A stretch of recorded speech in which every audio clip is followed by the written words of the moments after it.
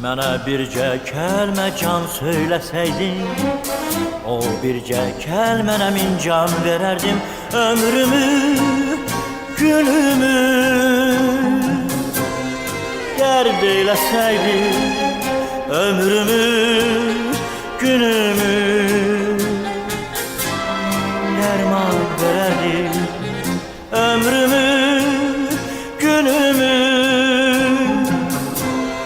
dərd eyləsəydin, ömrümü, günümü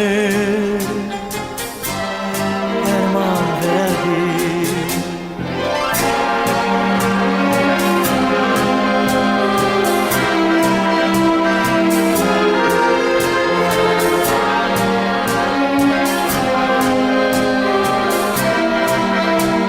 Azerbaycan Radyosu'nun Kızıl Fondu. Bezdirdim qəlbini sədaqətimlə, qaldım həsrətimlə, müsibətimlə.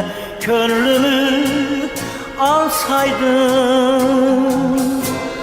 bu zülmətimlə, sənə bir ışıqlı cahan verərdim. Könlümü alsaydın bu zülmətimlə, sənə bir ışıqlı cahan verərdim.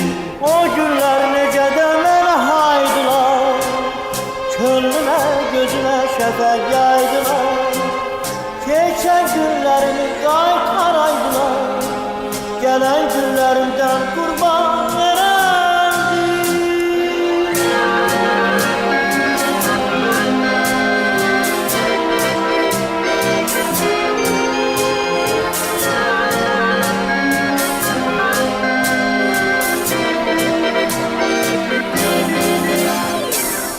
Ayrıldık öyle ki seninle ey gün, bir de ayrılıktan ayrı düşmerik.